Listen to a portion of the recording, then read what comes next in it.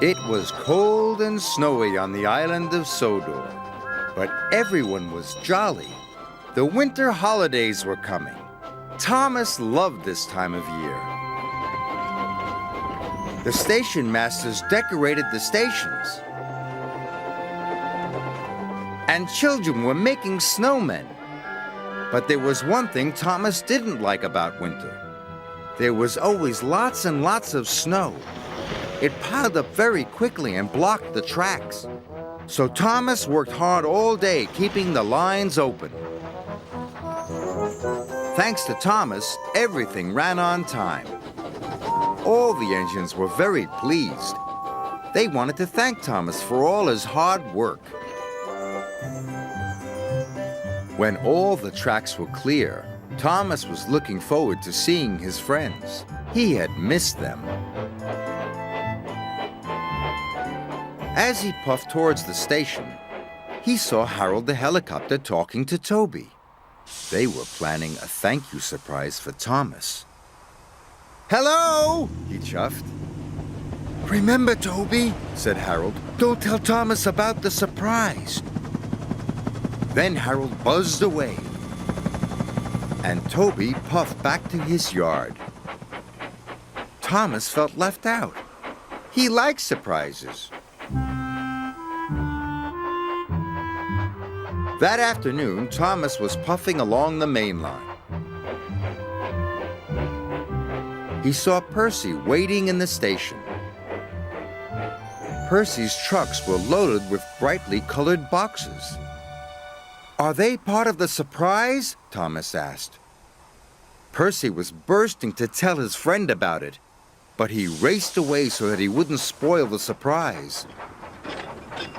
Thomas was cross.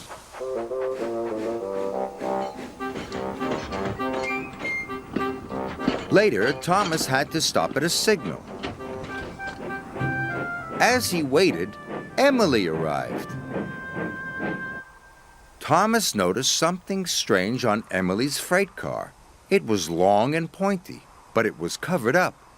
"Is that part of the surprise?" he asked. "That," said Emily, "is for me to know and you to find out." And she puffed away. "Bother," wheezed Thomas. "If they won't tell me," Thomas huffed, "I'll find out myself."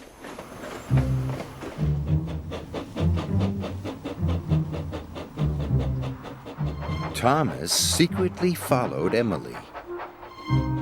He puffed as quietly as he could. And he didn't follow too closely. Suddenly, Emily turned down one of the branch lines. Thomas raced after her, but just as he got to the branch line, the signalman changed the points. Thomas had to go straight ahead.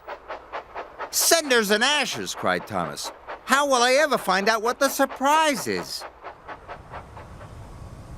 That evening, the engines were very excited.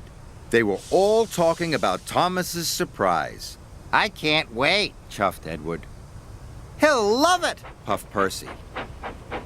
But then, Thomas arrived. "Shh," said James. "Don't tell Thomas," said Henry. Thomas felt more left out than ever. It wasn't fair. Everyone knew what the surprise was except Thomas. "Huh, if they won't tell me, I don't want to know," he huffed. Thomas steamed crossly away. He puffed as far as he could.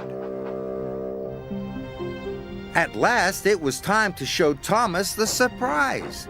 But no one knew where Thomas had gone. "Please find him, Harold," Edward puffed. "I'll do my best," said Harold, and he took to the air.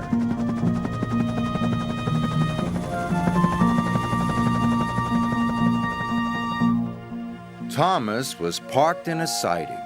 He was cold and sad. Why was he the only one not to know what the surprise was?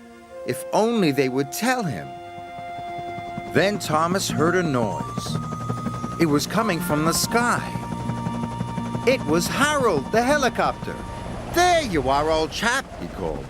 "It's time for you to collect the children and to see the surprise." "The children?" puffed Thomas. "Yes," said Harold. "It's a special thank you for keeping the lines clear of snow." Thomas was delighted. Finally, he was going to find out what the surprise was. "So I wasn't being left out," cried Thomas. "Of course not," said Harold. "The children are waiting for you at Wellsworth Station." Thomas loved pulling carriages full of children, so he raced away. Soon he arrived at Wellsworth Station.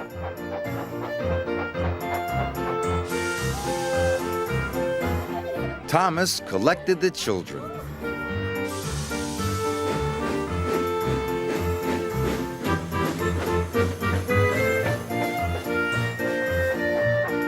He puffed through the snowy countryside. The children were very excited. They all wanted to know what the surprise was. Thomas turned down the branch line. Soon they arrived at a country village, and there was Thomas's surprise. A huge Christmas tree was standing in the village square. Its lights shone and its baubles twinkled. And at the bottom of the tree were lots of presents. There was even some tinsel for Thomas. "It's the best surprise I ever had," Thomas puffed happily.